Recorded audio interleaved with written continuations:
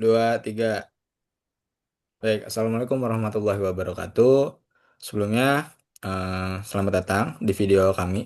Di sini kami akan menjelaskan tentang tugas dari K3 dengan materi tindakan tanggapan darurat. Nah, dari kami sendiri, itu berasal dari kelompok 7 yang beranggotakan sebagai berikut. Next.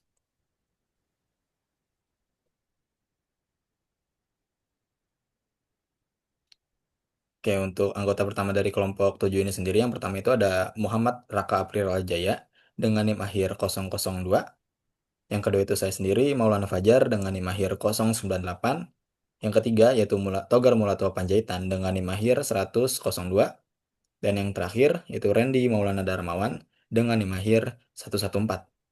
Oke, selanjutnya, materi selanjutnya akan saya serahkan kepada kawan saya. Dipersilakan. Baik, untuk materi yang pertama ada program petugas dan peralatan tanggap darurat eh, serta perlengkapannya diperiksa sesuai persyaratan K3. Jadi di sini ada perencanaan tanggap darurat dimulai dari pemeriksaan menyeluruh terhadap seluruh elemen kesiapsiagaan, yaitu program, petugas, dan peralatan. Nah, periksaan ini juga bertujuan memastikan semua komponen bekerja sesuai standar K3. Program tanggap darurat mencakup pedoman evakuasi, sistem peringatan dini, dan koordinasi antar tim penyelamat. Petugas yang tanggap darurat harus dipilih dan dilatih agar memahami tugasnya masing-masing, baik dalam pemadaman kebakaran, pertolongan pertama, maupun evakuasi korban. Di sini ada contoh peralatannya. Yang pertama itu ada APAR, yang kedua ada hydran, yang ketiga ada kotak P3K, yang keempat ada alarm kebakaran, dan yang terakhir ada APD atau alat pelindung diri.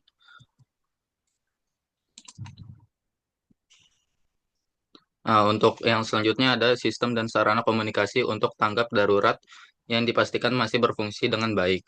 Komunikasi menjadi aspek vital dalam situasi darurat, sebab tanpa koordinasi yang cepat, penanganan bisa kacau. Oleh karena itu, sistem komunikasi seperti radio komunikasi, telepon darurat, pengeras suara, alarm, dan sinyal visual harus diperiksa secara rutin. Pemeriksaan ini memastikan tidak ada gangguan pada sinyal jaringan atau sumber daya listrik. Selain itu, semua karyawan harus memahami cara menggunakan alat komunikasi tersebut serta mengetahui nomor atau jalur yang harus dihubungi saat terjadi keadaan darurat.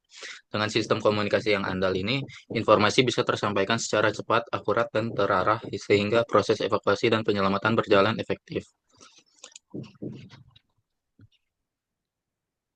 Dan yang untuk selanjutnya itu ada melaksanakan tanggap darurat di tempat kerja. Setelah perencanaan dilakukan, tahap selanjutnya adalah pelaksanaan nyata ketika kondisi darurat terjadi. Pada tahap ini, seluruh program dan prosedur tanggap darurat harus diterapkan sesuai jenis ancaman yang muncul, baik kebakaran, tumpahan bahan kimia, ledakan, maupun bencana alam.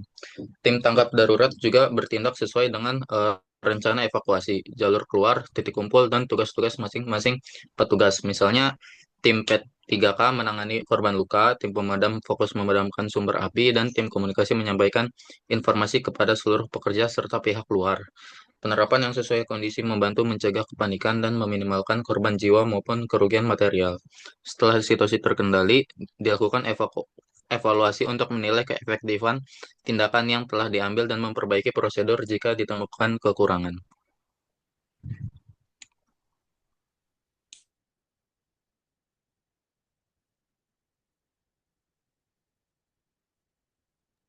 Oke, selanjutnya di sini ada materi tim tanggap darurat dipastikan menjalankan tugasnya. Nah, dalam situasi darurat di tempat kerja, tim tanggap darurat memiliki peran yang sangat penting nih untuk memastikan penanganan berjalan cepat, terkoordinasi, dan aman. Tim ini terdiri dari beberapa bagian dengan tugas dan tanggung jawab yang berbeda, namun saling mendukung satu sama lain. Tujuan utama dari pembentukan tim ini adalah untuk meminimalkan risiko terhadap keselamatan manusia, kerusakan properti, dan gangguan operasional perusahaan. Setiap anggota tim harus telah mendapatkan pelatihan khusus sesuai bidangnya, serta memahami prosedur yang tanggap darurat yang berlaku di perusahaan.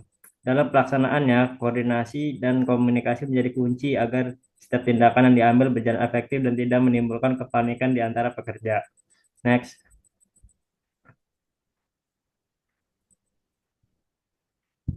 Nah, selanjutnya di sini ada struktur umum dan tugas utama nih dalam tim tanggap darurat di tempat kerja. Yang pertama adalah petugas evakuasi, yang dimana tugasnya itu mengarahkan karyawan menuju titik kumpul dengan aman, memastikan jalur evakuasi bebas hambatan, serta membantu pekerja yang membutuhkan bantuan seperti korban luka atau disabilitas. Selanjutnya di sini ada petugas pemadam kebakaran yang bertugas melakukan pemadaman awal menggunakan APAR atau alat pemadam otomatis, mengenali jenis api dan alat pemadam yang tepat, serta segera evakuasi jika situasi tidak aman.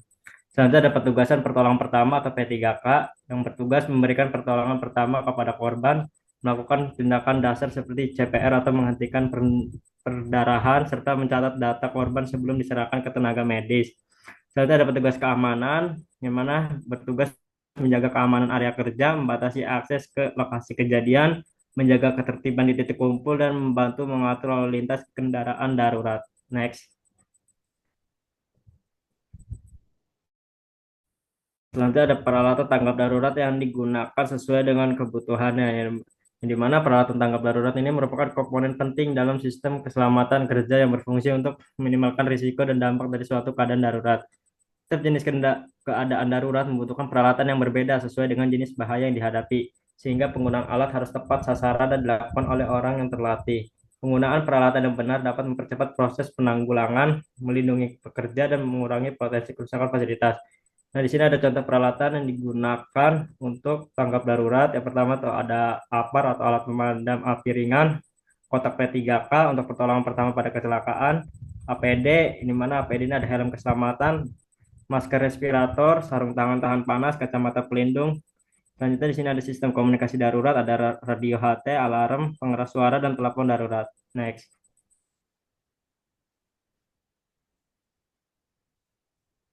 Nah, selanjutnya ada sistem dan sarana komunikasi tanggap darurat yang digunakan sesuai kondisi darurat yang terjadi.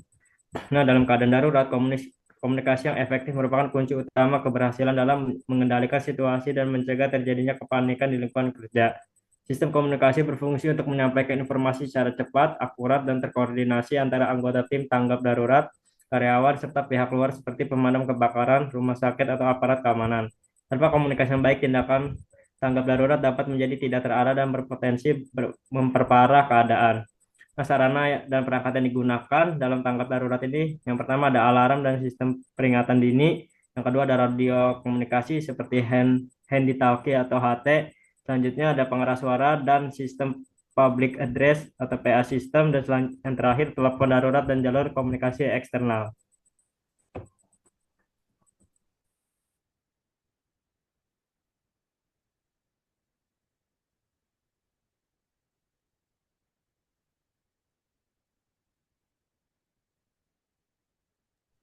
Oke, slide selanjutnya yaitu untuk evaluasi pelaksanaan tanggap darurat. Nah, untuk evaluasi ini sendiri memiliki tujuan yaitu untuk menilai apakah pelaksanaan tanggap darurat yang telah dilaksanakan itu sesuai dengan prosedur yang berlaku dan berjalan efektif.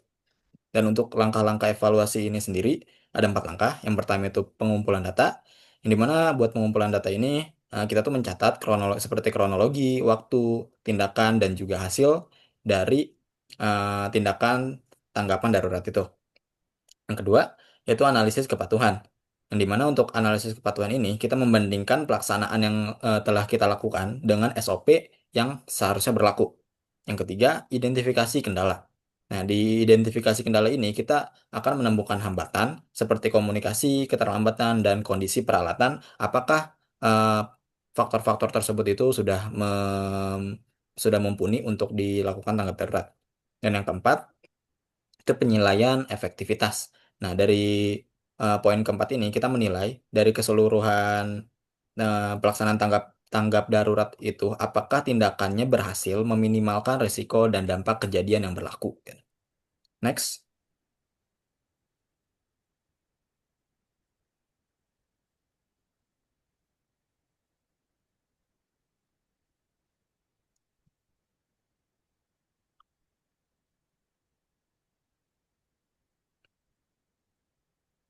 next. Oke, selanjutnya yaitu format laporan hasil.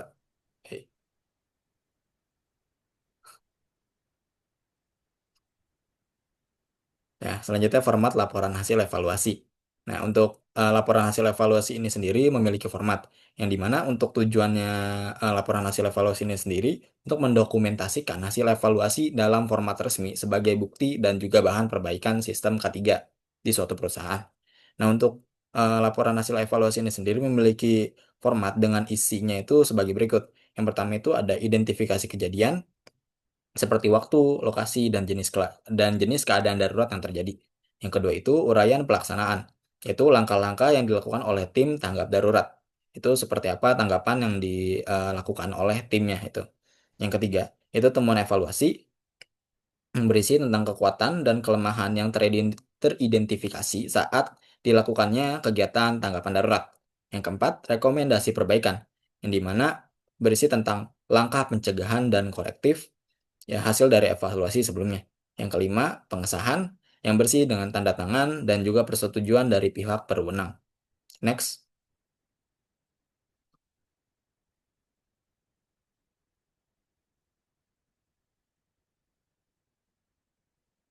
Oke, yang selanjutnya itu laporan hasil evaluasi. Yang dimana ini itu berfungsi untuk menjamin hasil evaluasinya itu diketahui dan ditindaklanjuti oleh pihak yang berwenang. Nah, untuk laporan hasil evaluasi ini sendiri, ada beberapa pihak yang berhak menerima laporan tersebut. Yang pertama itu manajemen atau pimpinan unit kerja dalam suatu perusahaan tersebut. Yang kedua itu tim K3 atau P2K3. Dan yang terakhir itu dinas pengawas ketenagakerjaan. Ini bersifat opsional. Dan untuk manfaatnya itu sendiri, yang pertama itu untuk mendorong tindak lanjut terhadap temuan dan rekomendasi. Yang kedua, meningkatkan budaya keselamatan kerja. Dan yang ketiga, menjadi bahan audit dan dokumentasi K3 di perusahaan tersebut. Oke, next. Oke, selanjutnya setelah kita laporan hasil evaluasi itu, alangkah baiknya kita melakukan dokumentasi, di mana yang pertama kita semua hasil evaluasi tanggap darurat ini dicatat secara lengkap maupun disimpan dengan aman seperti laporan, foto kegiatan, dan daftar hadir. Di mana dengan hal ini itu dapat memastikan setiap aktivitas itu terdokumentasi dengan baik dan dapat dijadikan bukti pemenuhan standar SKKNI. Terus yang kedua, dokumen evaluasi ini nantinya berfungsi sebagai arsip penting yang digunakan dalam audit K3 untuk tahap selanjutnya dan sebagai dasar pengambilan keputusan perbaikan. Dan yang terakhir, arsip hasil evaluasi ini nantinya digunakan untuk membandingkan kinerja dari periode ke periode berikutnya sehingga dapat dilihat perkembangan program tanggap daruratnya. Next.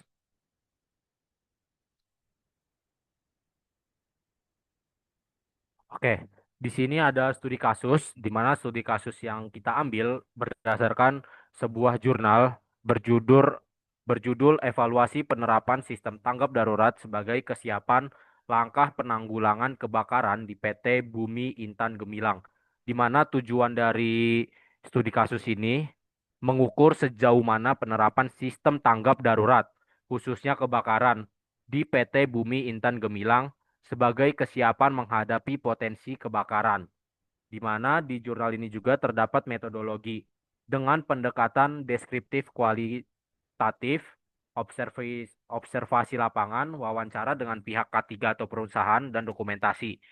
Sehingga temuan yang didapatkan, sistem tanggap darurat di PT Bumi Intan Gemilang ini sudah sesuai dengan regulasi yang berlaku, khususnya Permen PU nomor 20 tahun 2009 dan Permen PU nomor 26 tahun 2008. Next.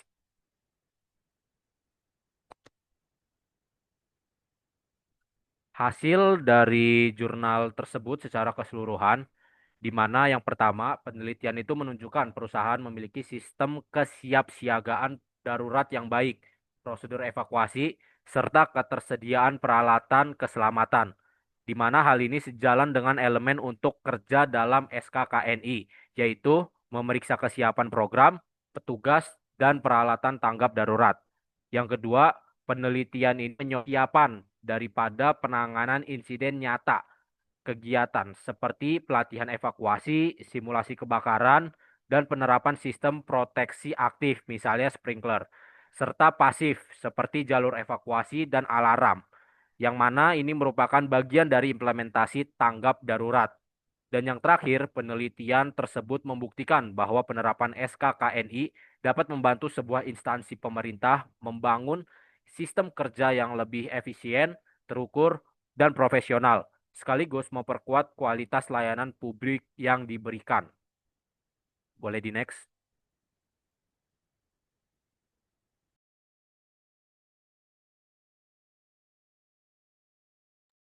Ya, mungkin sekian dari pemaparan tentang em, penanggulangan dari kelompok 7 kali ini.